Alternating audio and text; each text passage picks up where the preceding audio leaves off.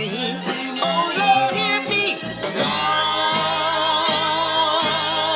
please send her to me.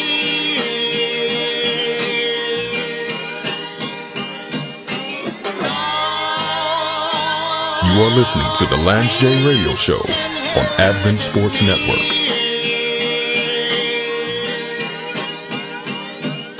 Cross my heart that I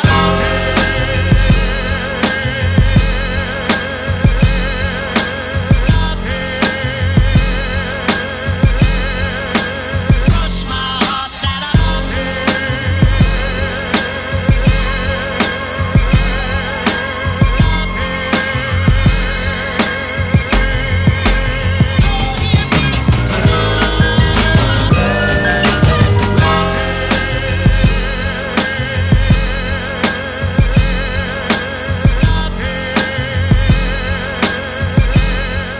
we can still to this day call each other up and speak, go out, hang out, still to this day.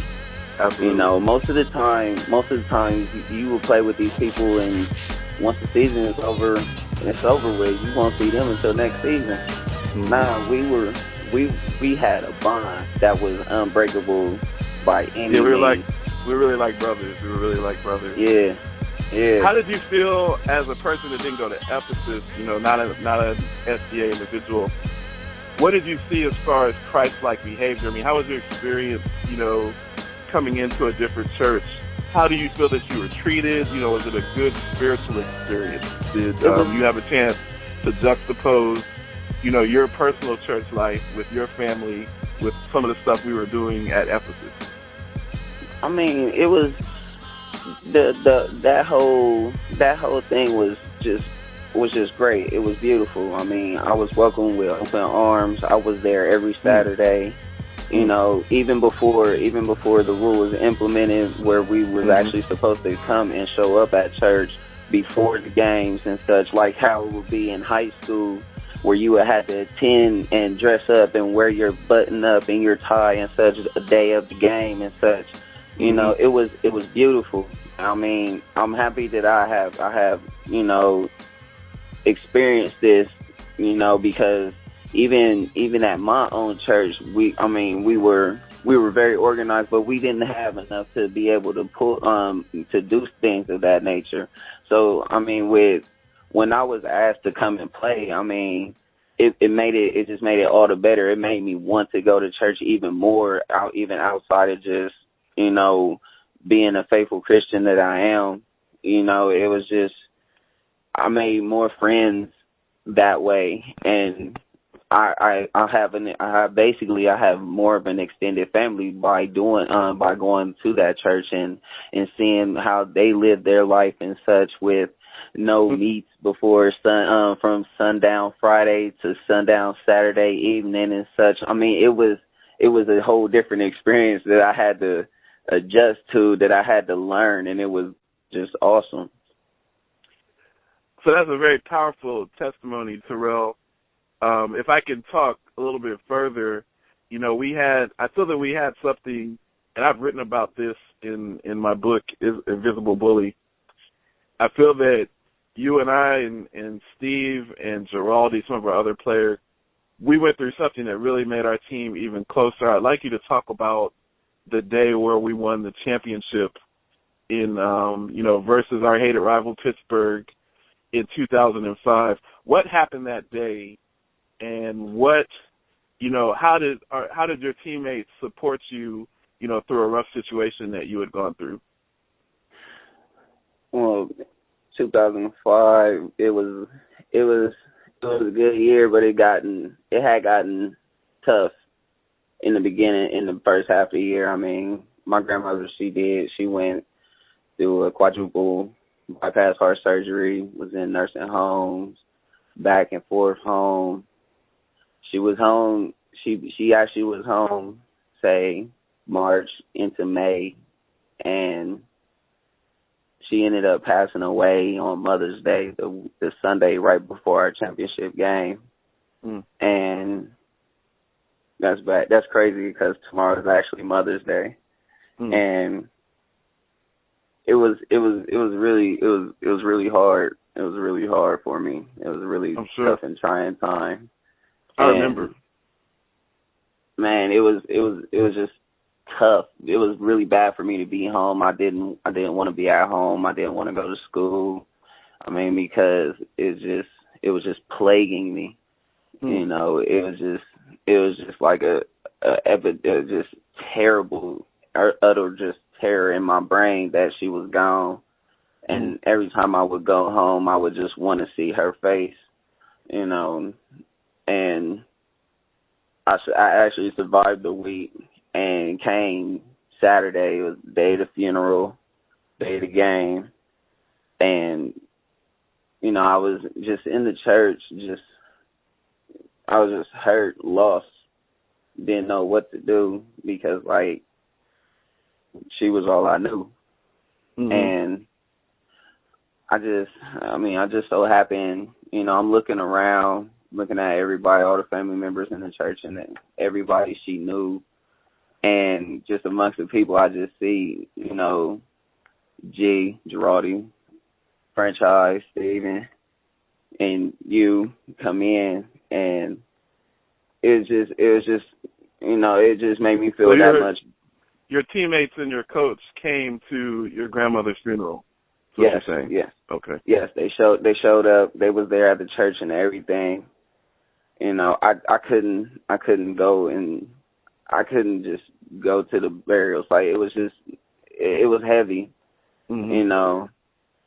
And me personally, I was not wanting to go to the game. And you being my coach at the time, you did say if I didn't want to go, I can stay here with my family. And I reply and I say, nah, she would have wanted me to go anyway. So we went, grabbed my gear, and we took that ride, and it was just silence.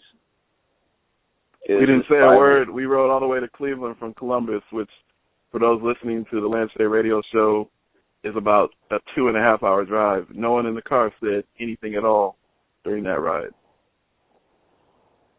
Man, what happened when we got to the game? We got to the game. That was actually the best part of the day because it actually got my blood flowing. I knew we was going to face Pittsburgh championship game, and it's already got me amped. We ain't say nothing the whole ride. We already knew what we was going to do when we jumped in the car. We already knew what we was going to do. Got up there.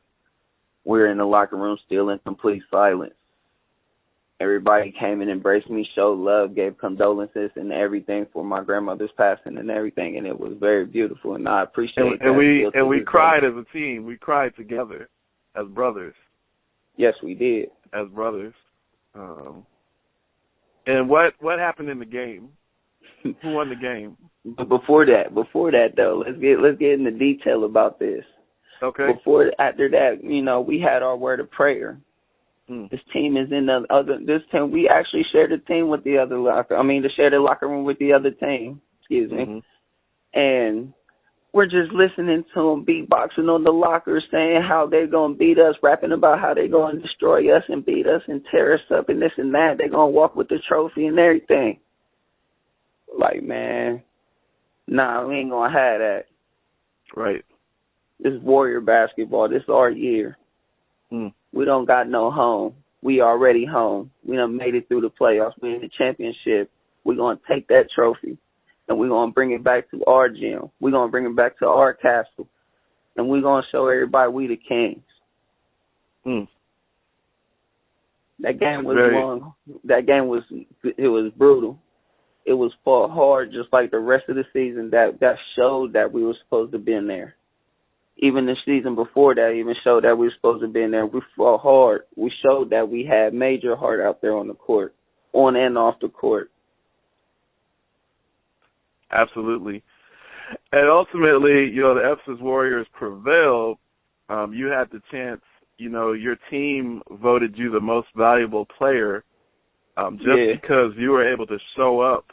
And, as a coach, talking to you, I'm talking to you as a radio host now, but as a coach, it made me so proud of you, Terrell, to see you be the leader of our team, even though you didn't feel up to going out scoring 20 points or having a huge game, scoring the most points, getting the most rebounds. It's just the fact that you showed up knowing what you were going through with your family. When our team saw you come through those doors, they looked at each other and they said, we're going to win this game regardless of what happens. We were willing to lay everything out on the court. We were willing to literally physically fight if we had to win that game. And we won that game for you. So, 10 years later, I want to thank you for just being such a great leader and being a part of our team. But for our audience out there, just kind of summarize, just give us a summary of just what was the experience like playing. It seems like years later you have, that brotherhood, that deeply rooted sentiment for those times. I can even hear you get choked up when you're talking about it. What has it meant to you just being a part of the Ephesus Warrior basketball nation and just kind of playing in the Seventh-day Adventist Basketball League? How has it impacted your life? Honestly speaking, that if I did not show up, if I would have just turned my neck and said no, honestly, I wouldn't even know where I would be right now. Wow. Because that's a chunk of me. That's a chunk of me. And these are really close people to me now. I wouldn't even have the knowledge that I even have right now. I did a lot. I've coached basketball. I done mentored kids. I done turned people from dealing drugs and going to jail, having a life of crime, into going to school. And me personally, I ain't even completed my own college courses. Mm-hmm. I have a lot of role models that I have been able to actually show the right path to, that show me the way to go. I have very key people in my life that I'm very happy to know right now. Mm-hmm. You being one, the experience was just nothing less than legendary and epic and great to me. And I will cherish that until the day that I die. Who is it you think you see? Do you know how much I make a year? Even if I told you, you wouldn't believe it. Do you know what would happen if I suddenly decided to stop going into work? A business big enough that it could be listed on the NASDAQ goes belly up. Disappears. It ceases to exist without me. No, you clearly don't know who you're talking to, so let me clue you in. I am not in danger, Skylar. I am the danger. You are listening to the Lance J Radio Show on Advent Sports Network. He was probably one of the most talented players the league has ever seen as far as speed, dribble, pass, shoot. Could do it all on the court. Could play defense when he wanted to. One of the most talented players ever. But talent and skill are two different things. Talent is God-given ability. Skill is something that's developed by a lot of work and effort and repetition. That's the thing Allen Iverson didn't like to do. When he could have been practicing or working out, running his miles, helping his teammates get better, he's out partying, drinking, smoking, gambling, and all that good stuff. Warning. The opinions expressed on One-on-One with MJ may not necessarily reflect viewpoints of the Advent Sports Network staff, sports fans, highly sensitive people, overrated athletes, the perpetually mediocre, or the general public at large.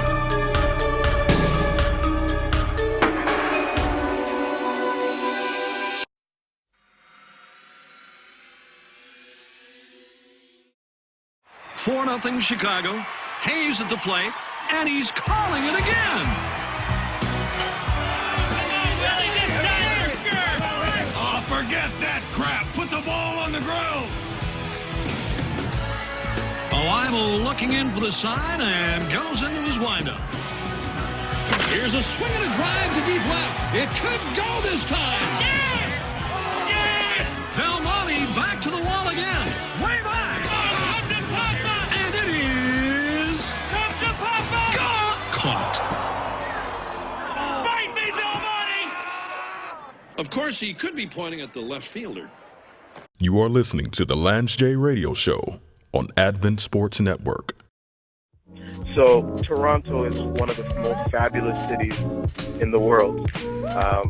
And it's not just because I'm from Toronto. If anybody who has visited Toronto, people call it a little New York. And I mean, our population is nowhere near the population of America, but Toronto has this eclectic feel, this melting pot. You see cultures from all over the world holding on to their own culture, yet being Canadian. And I mean, Toronto, the Blue Jays being relevant now is so important because we have a chip on our shoulders. Sports is not really a big deal unless, you're in America. So, for us to be in the MLB and for us to be in the NBA and for us not to be in the NFL, we don't make national news. So when we hit ESPN, things are happening for us in Toronto. Advent Sports Network is a 503c charity. All advertising proceeds from the Lance J Radio Show are used to fund nationwide youth sports programs and the Advent Sports Network Mentorship and Development Institute, which provides opportunities for young aspiring Christian journalists to cover athletic events and produce sports-related programming. My senior year, 1997, who had been a boisterous class. They had a lot of real cool guys, a lot of popular guys. Could never touch us in basketball. I remember when we played our first intramural game, we had our own little team names. I'm not going to get into that. The first game of the season was against our next guest team. We had owned these guys since they were freshmen. And I remember in the layup line, our next guest and some of the other people on his team, which basically was the class of 97, they were all dunking in the layup line. They had all grown over the summer. They were all muscular and in shape. And I remember looking at my boy Josh Livingston, rest in peace, who was kind of the leader of our class's team. I remember looking at Josh, and I remember saying to Josh, hey, these guys are better than us. We're going to be in for a pretty long day. They proceeded to go out and beat us by about 30 points. These guys had worked out all summer. They had topped up in the pecking order, which is the essence of what high school is you come in at the bottom and you're fighting your way up to the top. The Lance J Radio Show is taped at Advent Sports Network Studios, located in beautiful Emerald City of Seattle, Washington.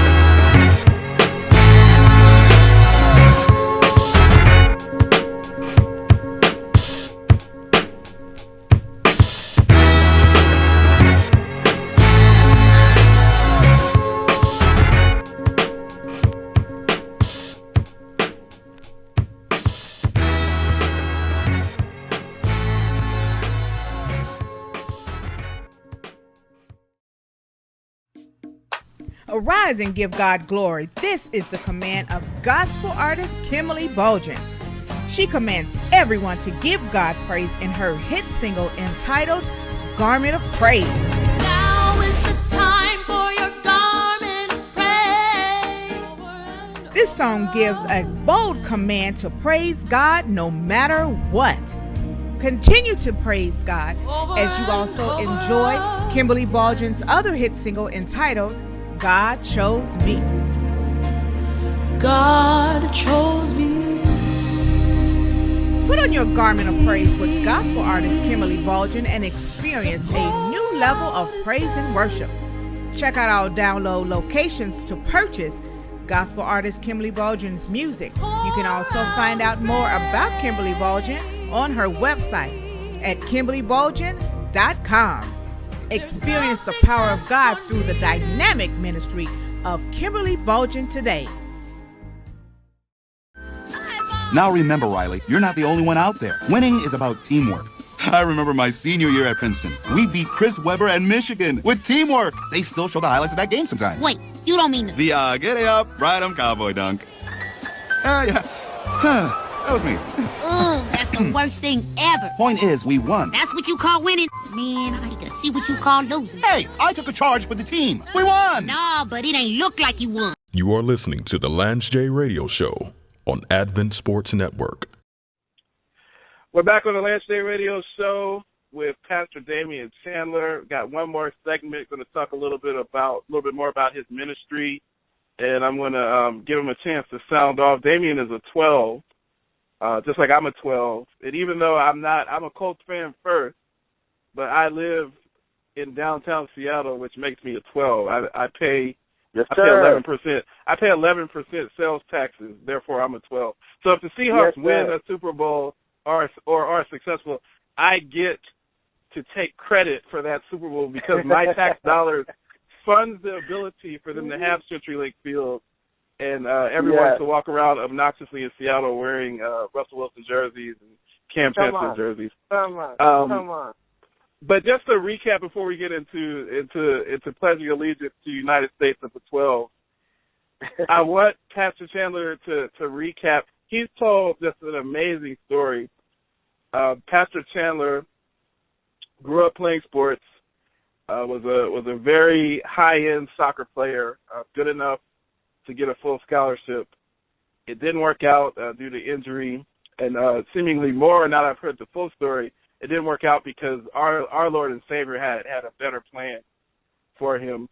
He actually had the opportunity to be in the presence of an angel, which told him that his career was going to take a different path. The angel basically laid out exactly what was going to happen. A series of events happened over the next few years that pointed Pastor Chandler to his wife, and not only to his wife, but to his career, just as the Lord had outlined it in this interaction that he had with an angel.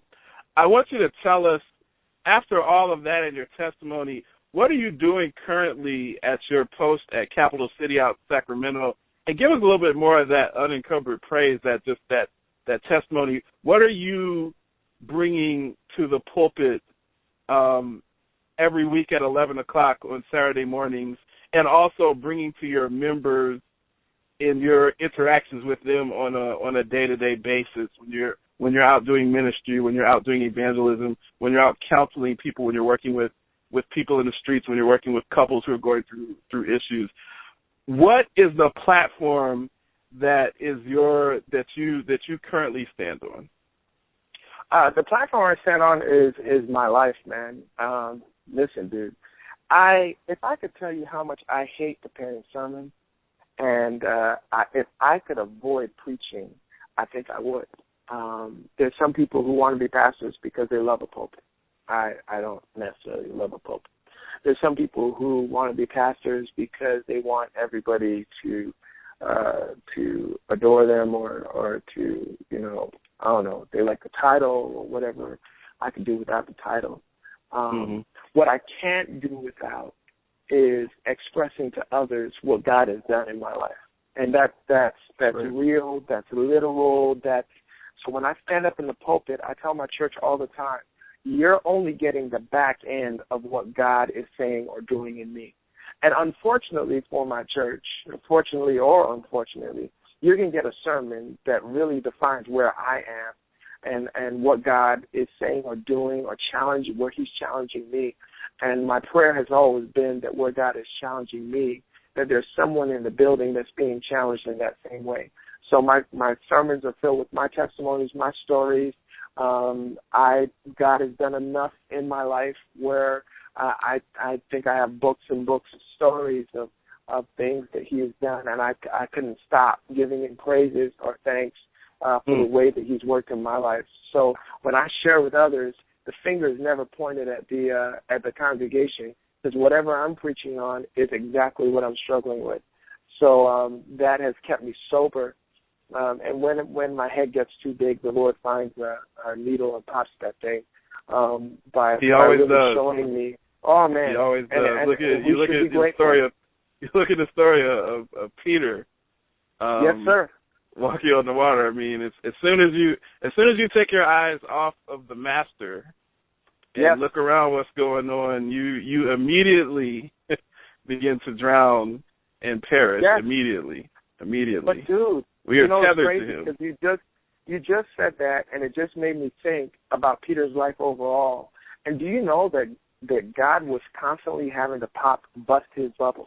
You got the thinking in the water. Then not too long after that, you have him with his self-righteous self saying, who's going to be the greatest in your kingdom? Not very long after that, you have him, jumping up and saying, you are the Son of God. You are the Messiah, the Son of God. Days after that, he's then, denying Christ in the court. After that, then God renews him and says, hey, Peter, I want you to feed my sheep after the resurrection. Then you thought you got it after resurrection. He's flowing real good, preaches that sermon on the day of Pentecost, but still struggles with bigotry and racism. And God brings a newbie in Paul to point out his issues and to say, yo, dude, you're a racist. And to get his attention. You look at the life of Peter, and we remember the times that he was sinking, but when you look over the course of his life, God had to deal with the same thing in Peter's heart in different environments, in different times, in different phases and seasons of his life, but God was constantly dealing with that issue of his pride, of his racism, of his bigotry, and God dealt with that until the day he died. And because at every level that God digs in my life, I find that there's another level underneath that. And so we handle one area of our lives or one level of our lives. We get victory over one level of our lives. And it only gives God and the Holy Spirit more room to dig deeper. And because, God is going to continue to refine me until he comes. So Peter, that's me. And I'm growing. But the more I grow, the more I see need to grow and room to grow. So, So we're here in Sac. I prayed to God that he would send me to a city, and when I described the city to God, and if I described the city to you, God was so on point. I wanted to be in a place with a church that hungered to do great things for the Lord. I wanted to be in a city that was not saturated with Adventism, but was vibrant when it came to Christianity. I wanted to be in a city where I feel as if my gifts and what God has given me is going to be a gift to them, and they're going to be a gift to me. I want to be in a church where I didn't have to be ashamed to say that this is where I go to church and this is where I'm a member, because I'm not just a pastor. I'm also a member of this church. I want to be proud of the church that I'm a member of, and I'm very proud to be a part of the Capital City Seventh-day Adventist family. So we came up with our mantra, up here with the Sacramento Kings. I'm a Raptors fan, but this is Sacramento Kings land. So I hope that you're. That's a nice segue. I hope that you're a lot more successful with your ministry than the Sacramento Kings are. Dude, listen, man. Don't hate on us. It's a big comeback. We're building that arena downtown, and it's about to be a comeback. I'm still a Seattle fan. I'm, part of my heart is still in Seattle, but we have a team. Hallelujah. We have an NBA team, so we're happy for that. We're steps ahead of where SeaTac is right now, where Seattle is right now. But our mantra here at the church is we're going to take Sacramento for the King, playing off of the Sacramento Kings. And every single week we scream it out, top of our voices, and we mean it. We mean it. So God has just been blessing the ministry here. And there are challenges, but the challenges are meant to grow me and to grow those around me. I don't claim to know everything or to do everything correctly, but this is a church that doesn't need me to do that. We're hungry to fulfill that call, and that is to take Sac for the King. Dude, there was one more turn along the journey really quickly that I wanted to share was related to sports. I don't know if I ever even dialogued with you about this, but while I was in Huntsville before I came to California, I have a really big desire to intersect with my community in very meaningful ways. And I was at a graduation, my daughter's graduation. She went to a public school there, and man, I felt this need to share Christ with somebody. So I turned to the guy next to me, and I always felt this way. I feel like if I vomited Jesus all over this guy. Like, I mean, it was just obnoxious and rude, and it was crazy. And so a few weeks later, I get a call from him, man. He tells me, yo, I am the coach of the professional hockey team in town. And, you know, to all those listeners out there, you don't think that hockey, as a Canadian boy, you don't think hockey is a big thing, but there's a professional hockey team in Huntsville, Alabama. He plays at the Von Braun Arena, Huntsville. They used to be called the Channel Cats. I don't know what they're called now. But I was just about to call them the Channel. I was about to call them the Channel Cats. It's on my brain. I just lost it. I could see the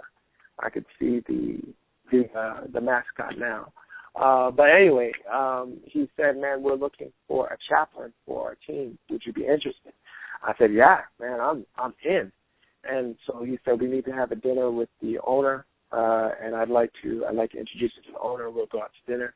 We go out to dinner with Havoc, Huntsville Havoc. How could I forget? That's my family, Huntsville Havoc. I go out to dinner with the owner. We sit down, and the owner starts the conversation. We're eating together, and the owner just breaks into the conversation. He's like, listen, you're Seventh-day Adventist, and that church is a cult. And I'm not about to have the pastor of a cult to be the pastor of my team. So I'm going to ask you some questions, and you're going to answer. I was like, sure. He said, do you believe in the Bible? I said, your real question is, you know, what is the role of Ellen White? And he was like, exactly. I was like, do you like Andy Stanley? Yeah. John Ortberg? Yeah. You like what's the dude's name? I just started to call all these contemporary writers. I said, I like a lady called Ellen White, and I think she's pretty cool. And if there's anything that she says that doesn't line up with the Bible, I'm free to discard it. And he's like, okay. He said, I noticed that you ordered fish. Most Adventists order vegetarian and make the rest of us feel guilty. What's the deal on that? I was like, you got players that play for your team? He said, yeah. He said, you expect them to take care of their bodies? And he said, yeah. I said, well, you're a man. I do it for my king. My king expects me to take care of my body. And if your players can do it for you and you're a mere man, why should I not do it for God? He said, okay, I get that. Then he says, well, we have games on Friday night at the arena. You know, I know you got your Sabbath. Are you going to come out to the games? And I said, you got players? He's like, yeah. You expect them to be at practice? He's like, yeah. Right? And you don't expect them to miss practice, do you? He said, no. I said, well, my coach has a practice. It's sun down on Friday to sun down on Saturday, and I don't miss practice.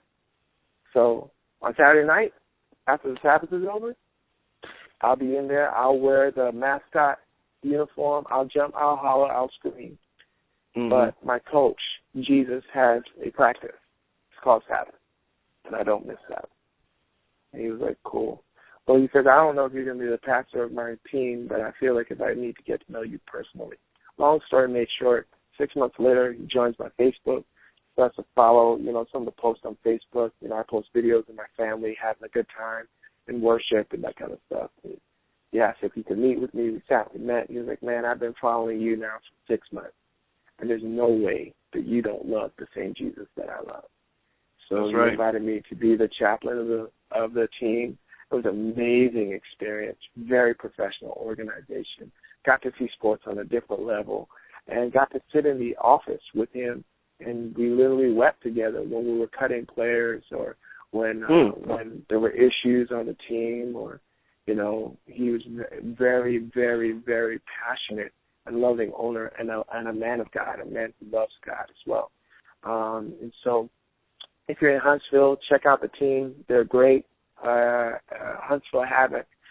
They'd love to have some more fans, you know, anywhere from 2,000 to 3,000 to 5,000 fans a night. It was great. Got to know the game.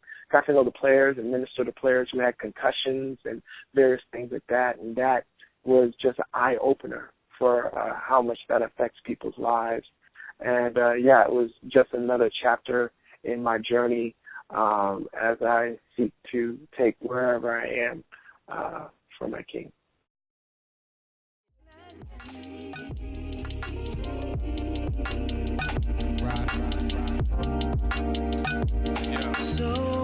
Advent Sports Network would like to congratulate Michaela Arthurs on becoming a charter member of the ASN Mentorship and Development Institute. Listen to Michaela cover sports from the perspective of a student athlete on her show, Falcon Pride, taped at Pine Forge Academy in Pennsylvania.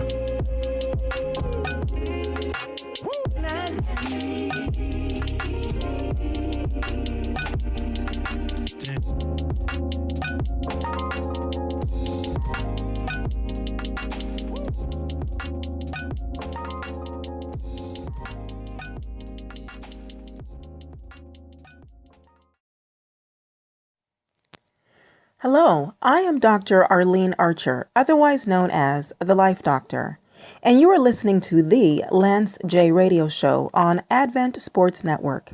Between juggling my professional responsibilities as a clinical psychologist and independent business owner, and my personal interests as a wife and mother, I make the time to fulfill my passion of helping others through inspirational videos. Join me on my YouTube channel as The Life Doctor, where I vlog on home life, education, health, fitness, and more. I know we're taking away from the host here, but I guess the problem I have is, though, people have revisionist history on this thing, man. When the Cavs, the year we went 66-16, and we were dancing on the round, and people were taking pictures and laughing, we were blowing teams out. We were locked down defensively. It was a party every night at the Q. It was a party every night. Dude, no serious NBA player. No serious NBA. I'm sorry, I'm just gonna say no serious NBA team. Fan thought that y'all were gonna win that year. Go ahead. Are you kidding me? All the experts thought we were gonna win. If you go on Google one of these nights and Google 2000, what was that? 8, 9 Cavalier teams, and see NBA predictions. Those teams were really good. And then that year, when we went and got Antoine Jameson, that piece, at the time when we got him, he was averaging 20 points, like 9 boards. People were like, it's over. These guys are going to run through the East and win it all. Everyone thought they're like, it's over. Now they got these guys, it's over. It's just that we lost. And it happens. It happens. It happens to the bad boys. It happens to all these different teams where they lose. It looks like they're never going to win. And eventually, it happened to Jordan. It took Jordan 7 years, and my thing was, I felt like LeBron was so concerned about his legacy that he. But listen, I see it differently. I see it differently. Now let me say, I was watching this thing out. I'm gonna win it. I was watching those games from a different perspective. I was not watching really with a dog in the The Lance J. Radio Show is taped at Advent Sports Network Studios, located in beautiful Emerald City of Seattle, Washington.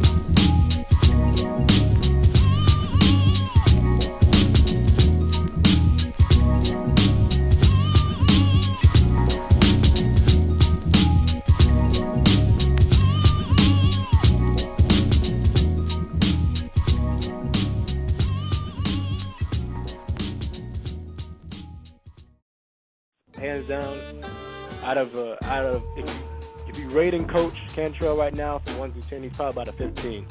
He's always pushing you. He's always wanting the best for each player, and focus on even when you're down in the schoolwork, he's letting you know what's up. And even when you're not doing your best in the game, he's letting you know what's up. He's just telling you what you need to do, and he helps you out tremendously. And I really appreciate that from him as a student, and even as a student athlete. So. Really big ups to Cantrell, and thank you for having me. I appreciate it. Sports talk, ministry, excellence. You are listening to the Lance J. Radio Show.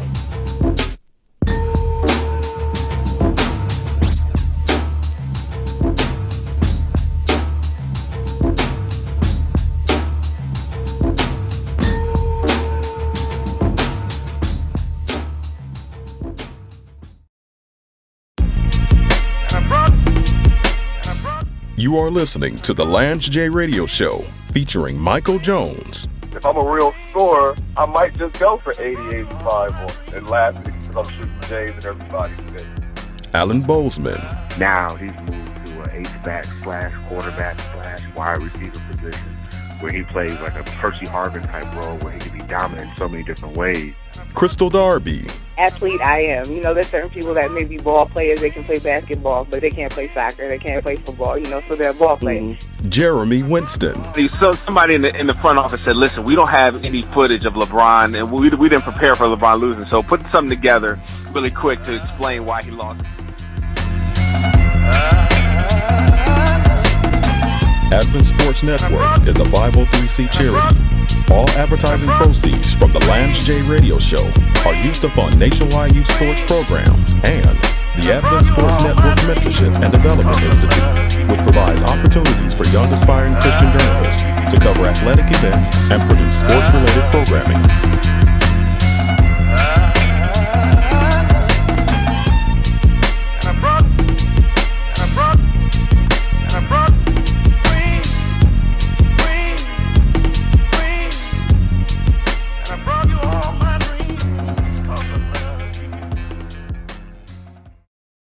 So, you know, this is when he was, anyway, whatever. So I mean, I'm able to separate. Guys are good at compartmentalizing. I'm able to compartmentalize my support of him as an individual, as a philanthropist, and as a supporter of the community and bringing social attention to these social issues, and still simultaneously, this is how good I am, man, and simultaneously hate on him when he puts on the Cleveland jersey and say, listen, I want, you know, and root for him to lose. But at the end of the day, you're gonna have a lot of hate. You're gonna have a lot of hating to do in June. You're gonna have a lot of hating to do in June. Listen. These are one of the many skills. There's many skills you develop as a fan of a loser or whatever. Nah, a fan of a team. I learned how to hate on everybody else. Fan of a Philly team that has brought in great talent and lost great talent. Unfortunately, Cleveland fans haven't been able to develop that because they get good talent so infrequently. They don't know how to. Man, you guys drafted a 7-foot guy that averaged 6 points in college and had a broken foot. Conversation over. What? They drafted two big guys with bum legs. Right. I'm talking about a city that has had numerous individuals with legendary talent versus a city that can bear. I think the last major talent I had was Brad Daugherty. So you know, I mean, but you know what? But look what we have. I get it. Jim Brown. No. I mean, listen, we can go back to Jim Brown, but we can also go back to Moses. We go back to days of Moses and Abraham Lincoln. I mean, you know, Abraham Lincoln, though. I mean, you know, he did some good stuff in this country too. I need you to break the tie. Cleveland has Jim Brown and LeBron we didn't color James. TV then, man. Jim Brown and LeBron James. We had George Washington and we had John Street. I mean, like what? We had the Rockefellers. We had the Rockefellers. There you go. We go back further. Just a little further. Rockefeller, Jim Brown, and LeBron James. Y'all are on a winning streak. That's a big three. That's a big three. Yo, but listen, I mean that's all of history right there. I mean, come on, if we're including all of human history, then yeah, Cleveland's not bad. Yeah, I mean, so no offense to both of you, but this is my take. We know that the Sixers are a joke, so they're barely in their D-League team. Right. Okay. All right. We've already talked enough Eagles on the show, and I've actually the premise for stuff that's going to be aired. This is the outtake stuff that I'll probably post because it's awesome. We know the Eagles, they traded away all their best players for a bag of peanuts. So if I were you, Jeremy, I wouldn't say much. Allen has some hope because he has LeBron, but Allen's also a Browns fan, which is a D-League equivalent of an NFL team. But at least Allen does have LeBron. So if I'm looking at it from a side-by-side perspective in the pantheon, Allen's probably getting more for Cleveland from the history of athletics based on Jim Brown and the championships credited to the Browns during the Jim Brown era, and him being the first or second greatest football player in the history of the game, and having LeBron. Listen. The Let only me thing just that the Eagles have is the only thing that Philly has is that Doc third statement you've ever made. So you had Doc. Dude, I I'm not saying that's the most absurd statement you've ever made, James. But the only thing Philly has, Doc did that cradle dunk. Well, there's still tapings. I mean, it's still on the outfit.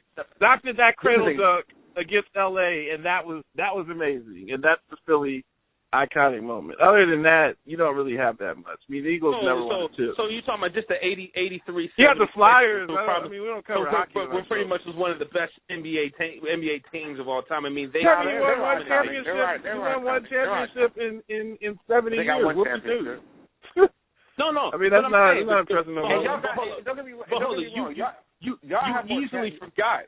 Go ahead. Y'all have more championships than Cleveland for sure.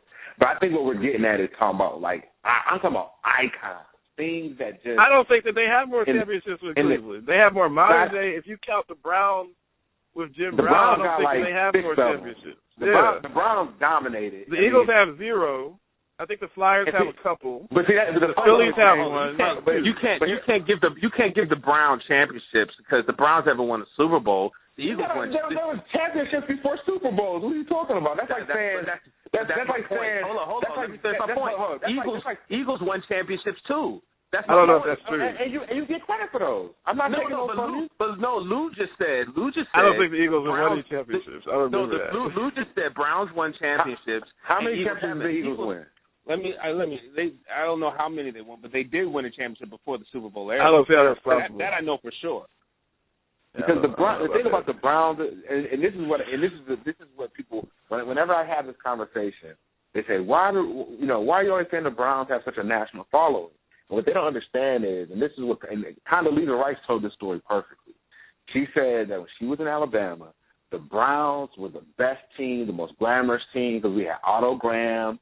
We had Jim Brown. We had all these guys, and we were winning. We were in a championship game like almost every year. So, and at that time, every city didn't have a football team. So she said all the time on Sundays or whatever, when football would come on, they always played the Browns in Alabama. So that's how she became a big Browns fan, because her whole family watched the Browns game, and they just always were Browns fans. So they say that the Browns have it's a top 3 or 5. As far as like fan base nationally.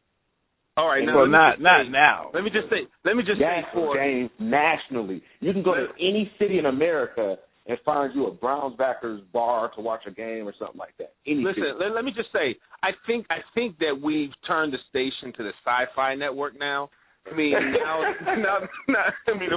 if we're talking about the Browns having more national teams, the Browns I can't agree with that for a couple of years. The Browns moved to Baltimore. Like they moved. He used Condoleezza Rice, dude. Like let's just back up really quick. He used Condoleezza Rice. Hold on, Condoleezza Rice is on the NCAA football committee right now. Right, yo, listen. No, so she's a credible person. She's a credible person to talk about football. She's on the NCAA. She's on the NCAA football committee. Yo, you're right. You're right, man. You're right. That's not credible. Can we turn? Right. Listen, Condoleezza Rice is fine, but I'm saying I think our take is probably just as valid as Condoleezza Rice in terms of national sentiment on teams. I mean, I hate the Cowboys, but the Cowboys got it, hook, line, and sinker. But for the record, championships 1, Eagles 3, Browns 4. So yeah, you all got one more championship than we have in terms of football. And you're both in a tie for 0 Super Bowls. So. Yeah, tie for 0 Super Bowls. But to your point, Lou, you can't. This is the Colts have you earlier. The Colts and we had Jim Brown, man. You're not understanding. That's like having Jim Brown beat 0 Super Bowls. Jim Brown. That's what I'm saying. Jim Brown. Jim Brown doesn't beat Brown, man. Jim Brown. And to relate to our earlier conversation, Jim Brown was not only a great player, but he was also a social activist off the field. That's true. He was in that Muhammad Ali realm more than he was in the Michael Jordan realm. I mean, he's huge all time. Almost any football player will tell you. It's probably people usually say Jerry Rice or Jim Brown. That's pretty much what people say. The greatest football player ever. Yeah, I mean, I hear what you're saying. I mean, you know, it's not overwhelmingly compelling for me, but it's very interesting. It's in English, so I can follow it. You know what I mean? But right. But at the end of the day, you know. Anyway, all right, go ahead. What are you gonna say, Lou? This is your spot. Nah, we're done. This is all I'll take stuff, but you know, at the end of the day, I mean, both you guys basically suck. You know, I'm trying to be polite, but right, Philly right. sucks. We do. I would say we do, man. We you don't win titles. If you haven't won a chip, then you just really shouldn't say much. I mean, you two are arguing about non-championships won versus non-championships won. If you ain't got no chips, with me and Allen, and that's one thing I'll give Allen props for. Jeremy, when you hate on me and Allen over Ohio State, we have 8 trophies in the case. I don't know if you're a Penn State fan. I don't know. But when you have scoreboards, you have scoreboard. If you don't have a chip, this is not really. It's not an effective conversation. When it comes to the college football, I don't care one way or another. Yeah, I'm just saying. But I do. But I mean, I will get in an argument just to kind of get everybody upset. But the fact of the matter is, but let me just say something. Do not let Ohio State lose to Michigan this year, which is possible. It's possible, but it's not. I mean, they're not gonna burn down Ohio Stadium if they do. I mean, we still have 8 titles. We can lose to Michigan and still win the national championship. I mean, I'm just saying for the sake of the show, for the sake of all things Ohio. Don't let Michigan. If Michigan loses, and I'm going to play this in a promo. If Michigan beats Ohio State, I will do a full show 1 hour of all of my friends from Michigan calling and bashing Ohio State. Awesome. And I'll take it. I will take it. It is. You better hold up the banner, bro. Bring it on. Bring it on. Oh, come, let's sing Ohio's praise and songs to alma mater raise. While our hearts resounding thrill with joy which death alone can still. Summer's heat or winter's cold, the seasons pass, the years will roll. Time and change will surely show how firm my friendship.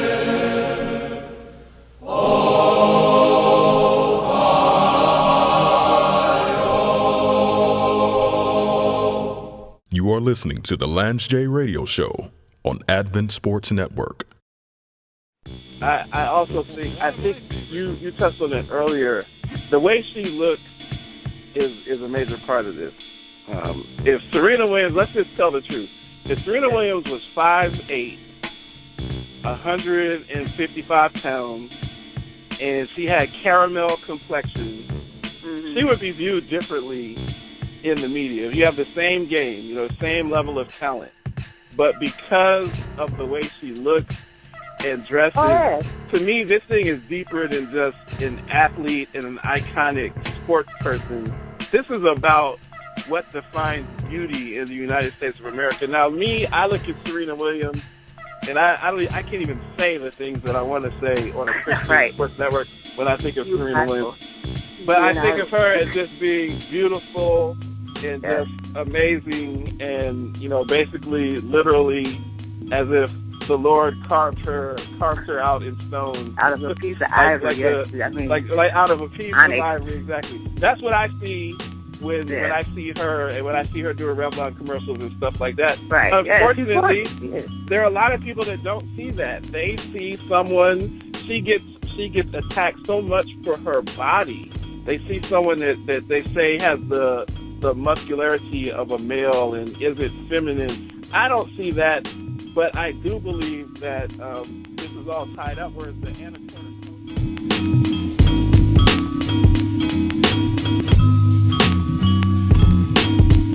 You are listening to the Lance J Radio Show on Advent Sports Network.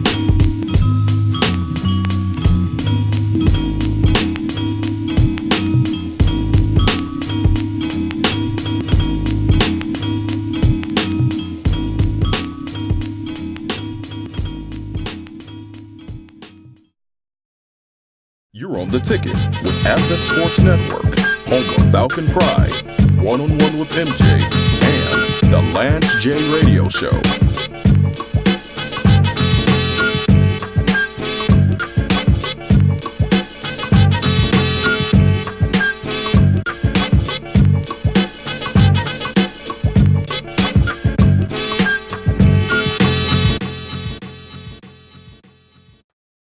How did you become Athletic Vice?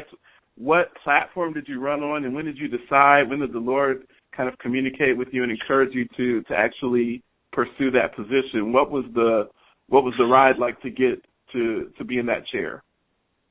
Well, the reason why, I'm really passionate about sports in general. Go Lakers, by the way. I'm really passionate about sports in general. And so, in high school I played volleyball and softball and basketball. And I've always been just a very athletic type of person, like love sports. And so this past year, my junior year, it was after, an intramural basketball game. I was just like, this school has so much potential to, be even better, and I just wanted to not be one of those people that just says something and, just doesn't really do anything about it. I was like, it's my senior year. How can I get involved? And I said, I think I'm going to run for Athletic Vice. And I prayed about it.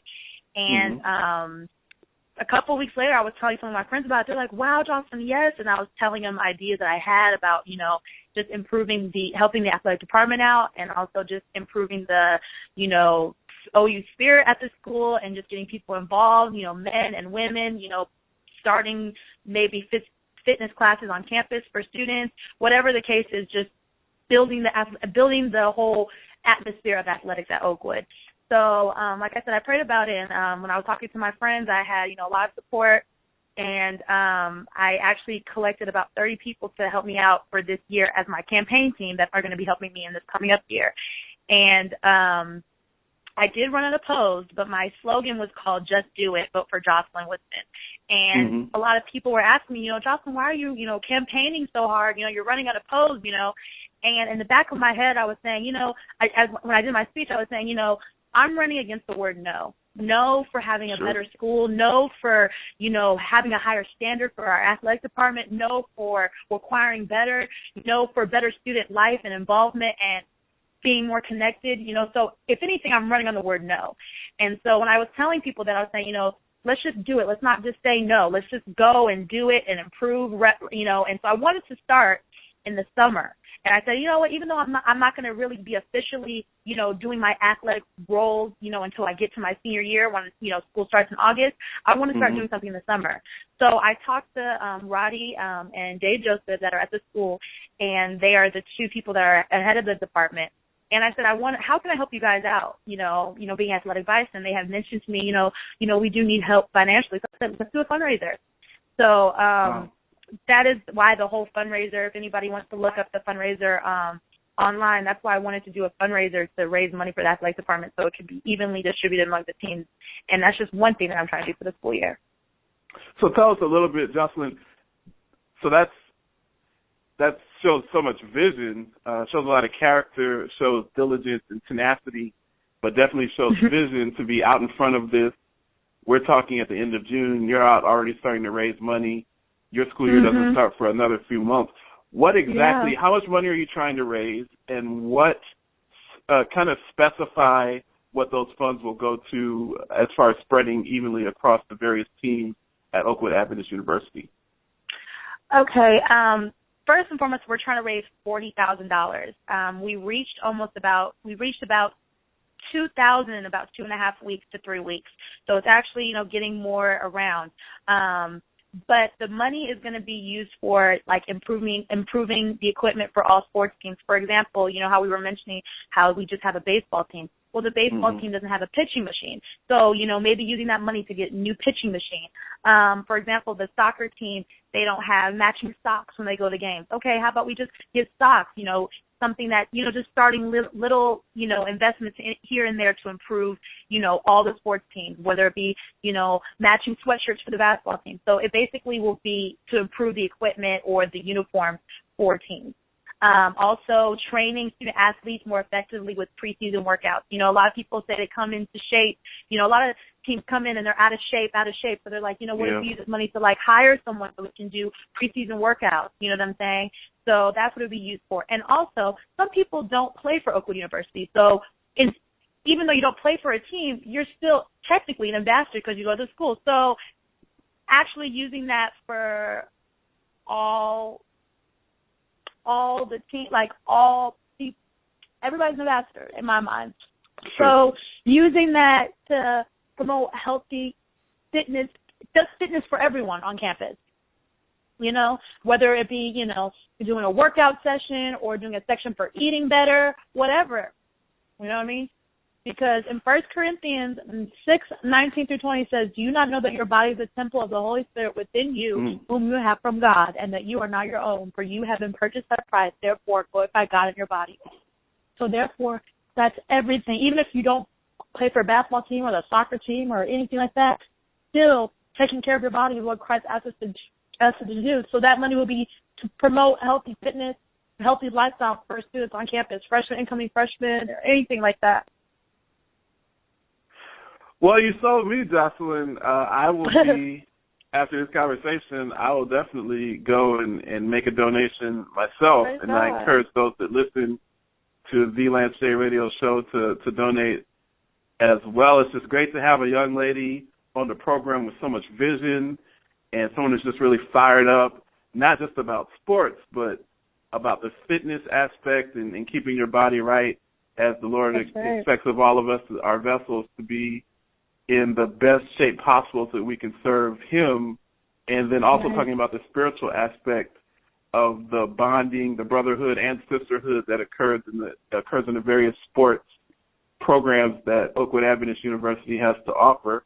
Before I let you go, you made some remarks when we were prepping for the show. You talked about your allegiance to the Los Angeles Lakers, who made what I think is a pretty awesome pick. I'm from Ohio. Absolutely. I'm a big D'Angelo Russell fan. I watched him light up the Big Ten at Ohio State throughout last year. Ready for him to come over. But you're talking about LeBron versus Kobe, and it's funny because I've been doing a lead-in segment about LeBron and kind of his matriculation as a player and how he's grown.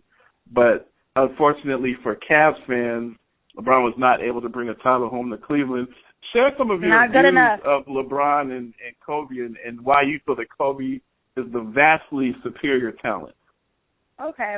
First and foremost, I don't like LeBron, but I wouldn't be a true basketball fan if I can't realize that he does have talent. But to me, LeBron is very physically, he's very physically strong. So I feel like a lot of his points come from his broad shoulders, bouncing the ball into, the paint and, going up for his points. I don't feel like he's really finesse like Kobe is when it comes to shooting. I mean, just sometimes I think people forget how great Kobe can get his shot off. And LeBron doesn't really have that to me. When LeBron is a big, he's playing as a small. When he's small, he's playing as a big. So it's like, it seems like his athletic ability is what gets him by. Now, if you want me to put it in like if you want me to break it down, this is how I feel. Yes, LeBron has, really good stats, everything. This is how I feel. LeBron may be better than Kobe when it comes to stats, but he won't be greater than Kobe. So understand that. If you take anything away from what I'm saying, he might be better than him. Okay, a whole bunch of stats, points, blah, blah, but he won't be greater than Kobe as far as finishing and just like that winner when you see him. You know what I'm saying? He won't be greater than Kobe to me. So that's how I view him.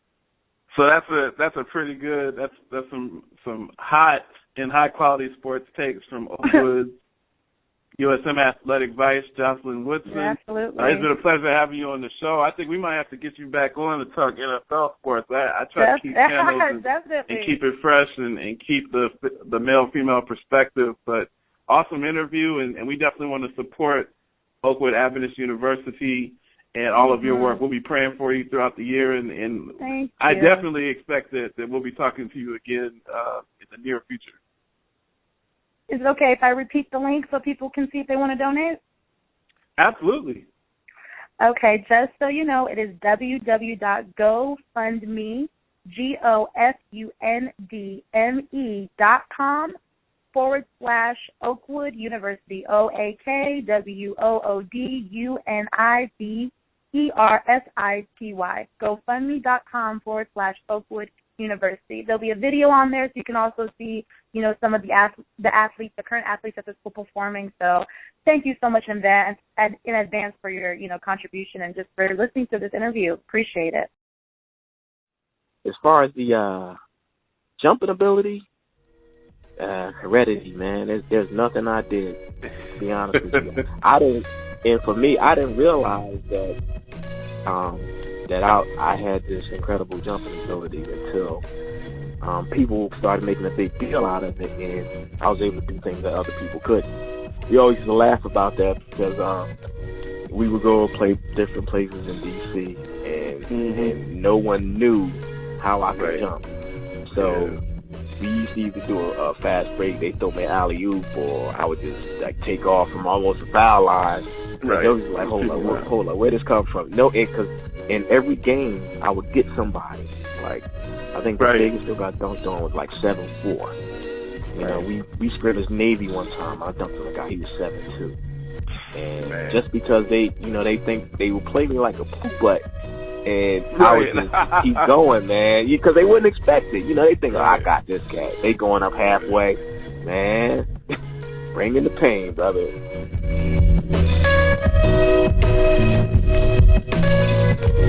The Lance J Radio Show is taped at Advent Sports Network Studios, located in beautiful Emerald City of Seattle, Washington.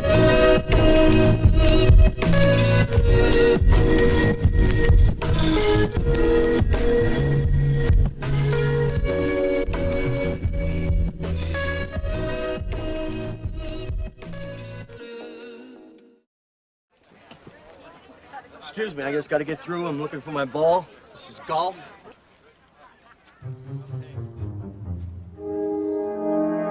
Is this your ball? Yes, it is. It struck my foot. Doug!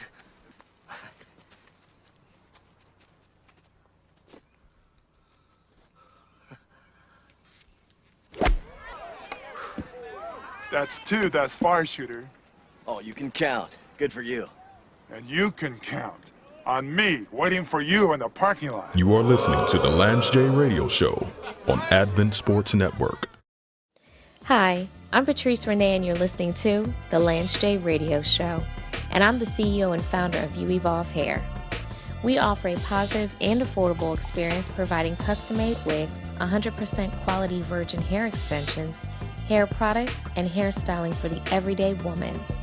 Follow us on our social media platforms, Twitter, Instagram, Facebook, and YouTube at You Evolve Hair, or simply visit our site, youevolvehair.com.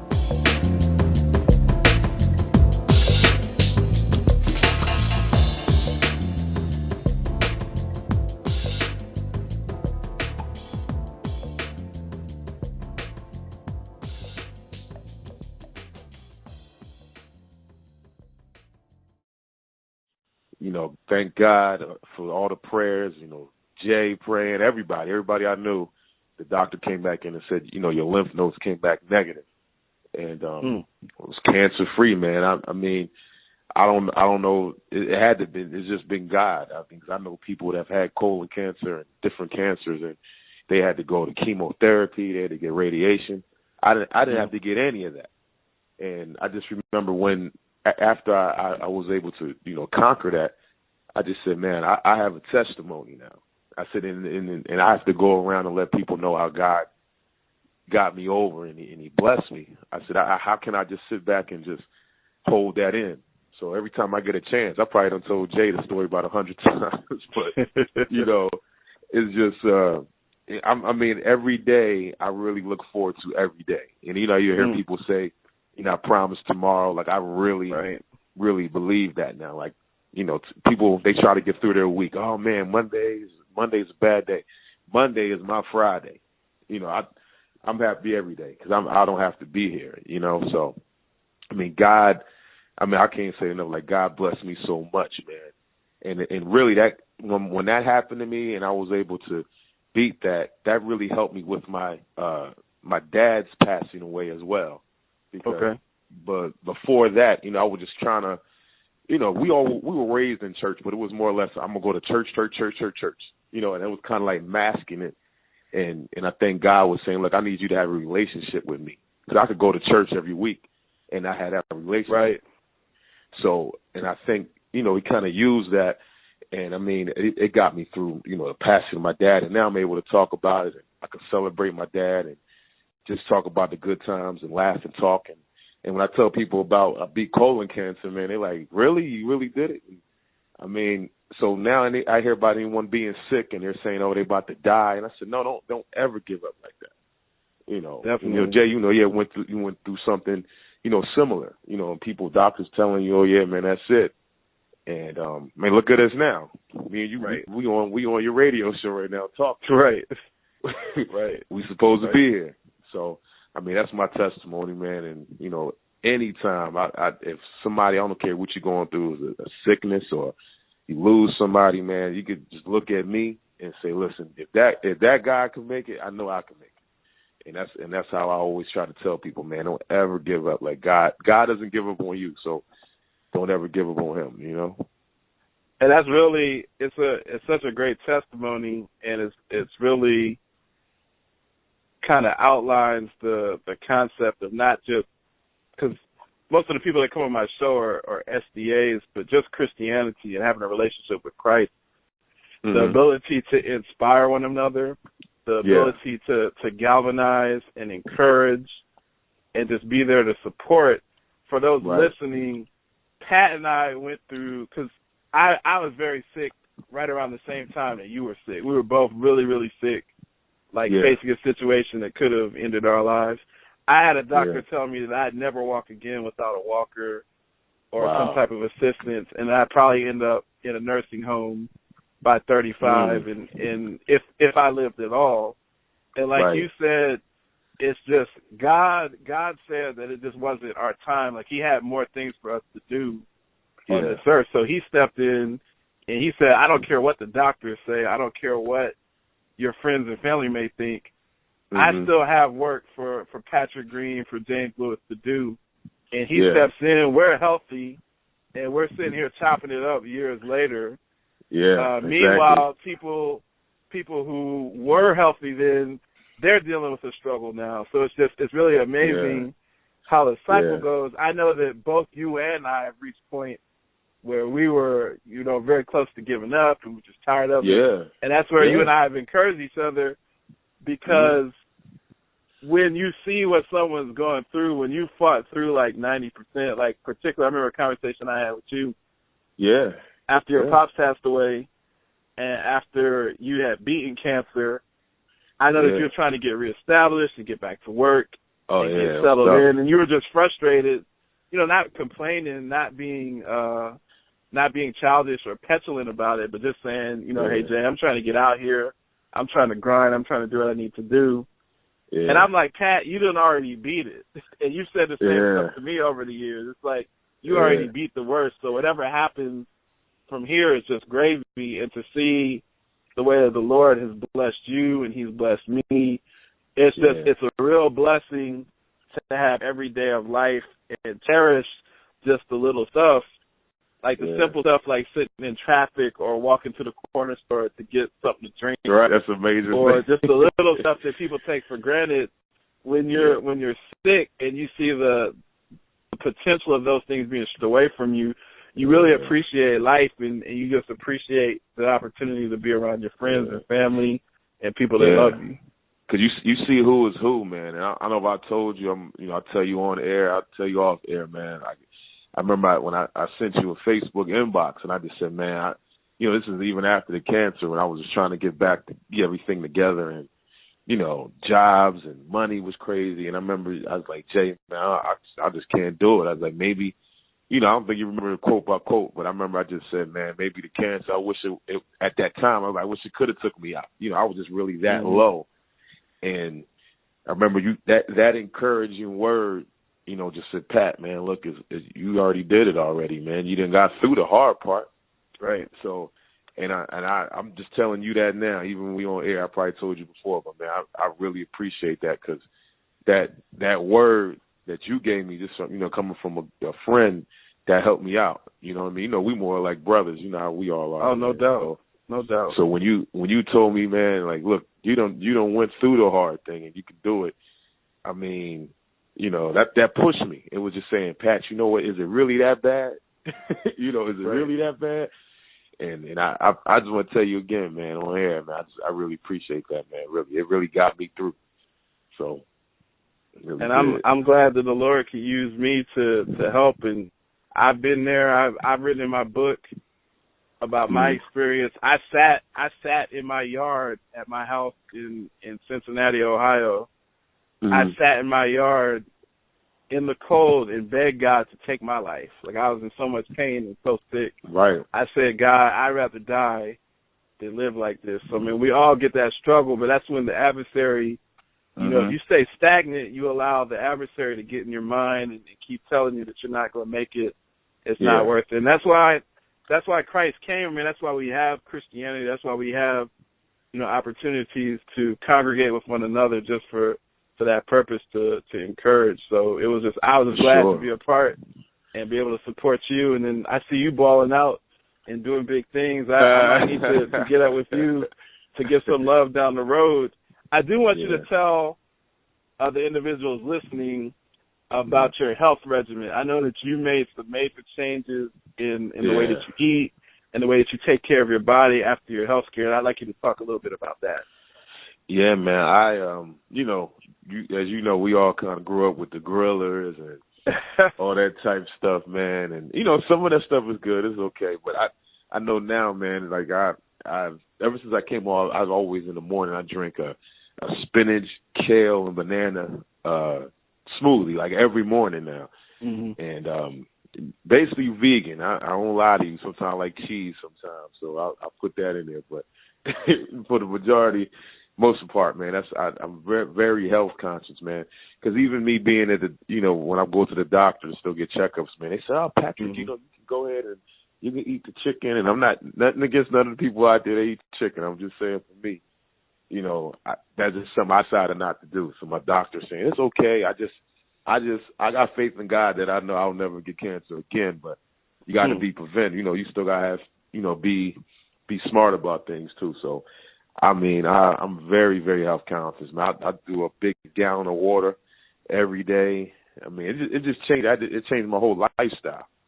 And, sometimes, God has things, he allows things to happen. Because I tell people, you know how we were raised, Jay, God doesn't put anything. I think God allows things to happen. God doesn't want to hurt you.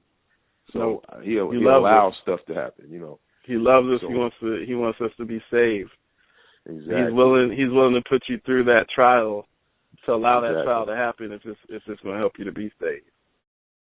Hey everybody, this is Coach Eric Cantrell. I am the athletic director and the head coach for boys basketball at Pine Forge Academy, located in Pine Forge, Pennsylvania. And I'm listening to the Lance J radio show on Advent Sports Network.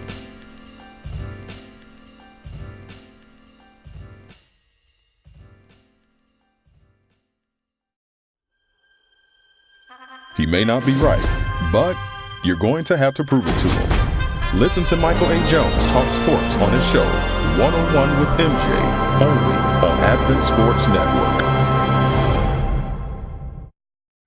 Well, I know there are a lot of pretty good players out of Ohio State that you could stack your roster up with, but they have a couple of quarterbacks, three of which probably would fail the Wonderlic test. But, I'm not sure if that will be where we'll get our quarterback, but we are definitely going to probably be in the market for one. Hopefully one with a high IQ. Maybe Andrew Luck. Definitely is not coming out of Ohio State, though. Right.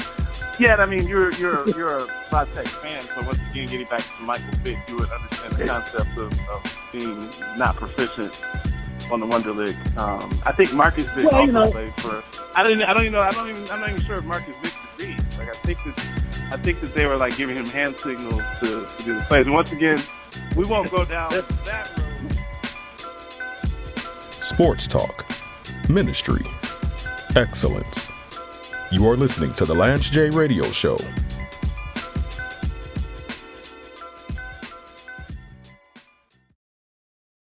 I have been personally critical of Jerry Jones as GM Ever since Jimmy Johnson left, it seemed like, we were struggling in terms of player personnel and building a good football team. Although I must confess, we have some good coaches. Wade Phillips and obviously Bill Parcells. But, I just felt like we weren't building the team the right way. But last year, man, and I was not expecting it, but I should have noticed it. For the past couple of drafts, man, when we picked high, we picked in the trenches. We picked offensive linemen, Zach Martin, and I forgot about the boy's name, number 77. But we did a great job of shoring up the offensive line.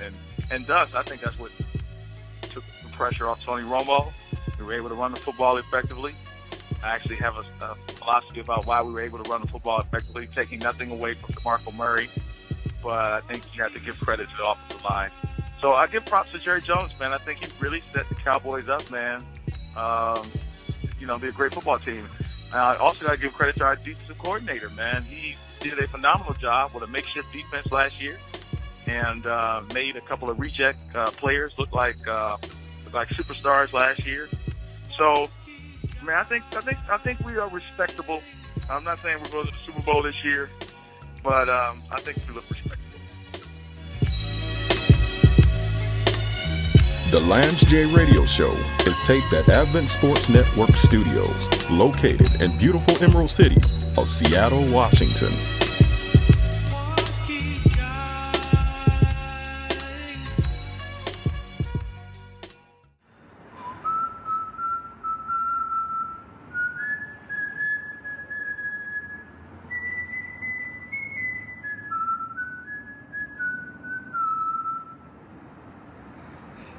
Hey, yo, lesson here, babe.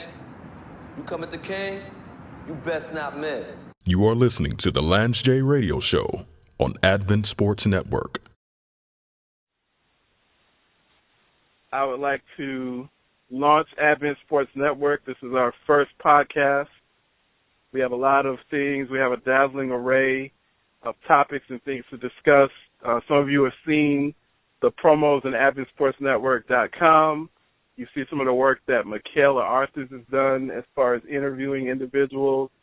I've been talking about the Lance J Radio Show and how it's going to change the Christian perspective on sports for quite some time now. So we're up live. We're launched. I'd like to give a shout-out and introduce my co-host, Michael A. Jones. I'm here. Don't forget the junior. Michael A. Jones, Jr., thank you very much. I've been friends with Michael for a long time. We've talked about a lot of sports. We hooped together at Pine Forge. We hooped together at Oakwood. This man is my brother. I think that we have some pretty good topics and some interesting things to talk about. Hopefully you're going to like the show. I think bottom line is, Michael, who's your favorite MC? Like, what music do you listen to? These days? Man. I mean, just over the course of time. I mean, you still remember, I still listen to old stuff. The same stuff I was listening to in 96 is the same stuff I listen to now if and when I really find the time to sit down and listen to anything. I'm usually on sports radio nowadays. Okay, well, I think I want to compare for the listeners out there.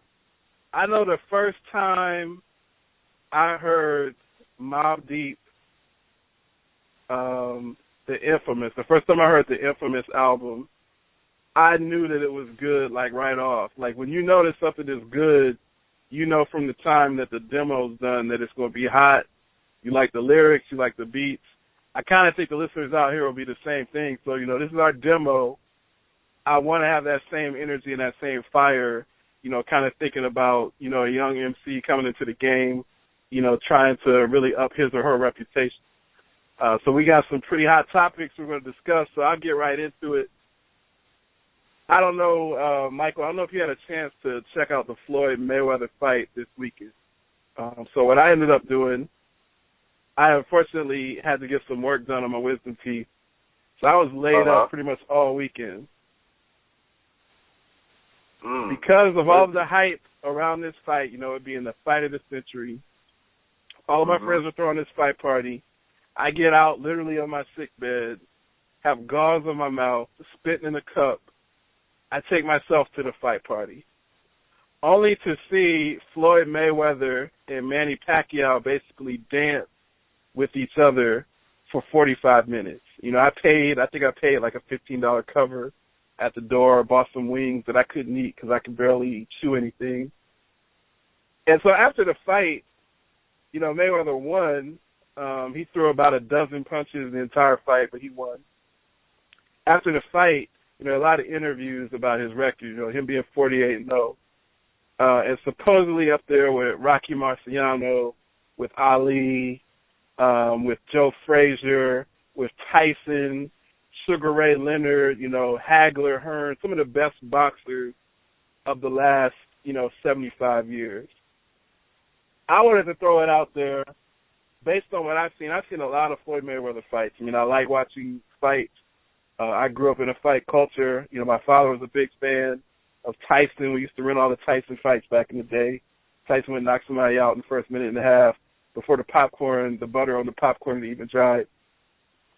I don't see how Floyd Mayweather can be considered one of the greats, even though his style is very efficient and it's effective as far as him winning. But is there not a difference between winning and greatness? What defines greatness but the ability to win? Yeah, but so that's one way of looking at it. But when you see Mayweather fight, I mean, you see him, basically what he does is he throws a punch every 30 seconds and he spends the rest of the time running around the ring. You're right. Now, I was talking to a friend of mine earlier today about this fight, and I asked him a question. The question was, two guys are in a fight, what's your goal? The goal is to win the fight. It's not to win pretty, it's not to win ugly, it's to win. And we've been watching Floyd Mayweather fight for years. What was anybody expecting? You got a situation where he's the bigger, stronger, fat fighter. He's got more reach. He's got quicker hands, and they're both 40 years old. Floyd has never been the type who's going to brawl with anybody. And if Pacquiao's going to take a straight right hand to the face every time he tries to get in close enough to fight, the fight was exactly what I was expecting. But isn't that part of the greatness though? I mean, Floyd ducked Pacquiao when he was in his prime. So 5 years ago, Pacquiao would have mopped the floor with Floyd Mayweather, but he wouldn't fight him. He made him wear the special gloves and take all of these blood tests and all of that stuff. I don't know that Manny would have beat him. But who is Floyd Mayweather? Who has he really beat that was any good? I mean, he beat a washed-up De La Hoya. He just beat a washed-up Pacquiao. He beat, he beat Mosley. He beat Mosley. That's what I'm thinking of. He beat Mosley when Mosley was 39 years old. Who has he actually beat that was in their prime? I mean, in many ways, it kind of shifted the conversation. Because one of the other boxers who I think was overrated, extremely overrated, even though he had that, he was kind of antithesis of Mayweather. He had that flair and that knockout power. It's the same with Mike Tyson. Mike Tyson never beat anyone who was any good that was taller than 6'1". He beat Trevor Burbick. He beat a bunch of guys that were drug addicts in the late 80s that were in their 30s and on drugs. Spink, Burbick. He beat Larry Holmes at the end of his career. When he fought Evander, someone who was tall, when he fought, obviously Lennox Lewis was a giant, but when he fought anyone that had any type of true pugilistic skills, he always got his clock clean every single time. But we look at Mike Tyson as like a top 10 dude. But that's only because he was entertaining. That knockout power is what fans want to see. But if we're talking about the ability to actually win fights, Floyd does that better than anybody, and it's not his fault that he doesn't have the competition to push him.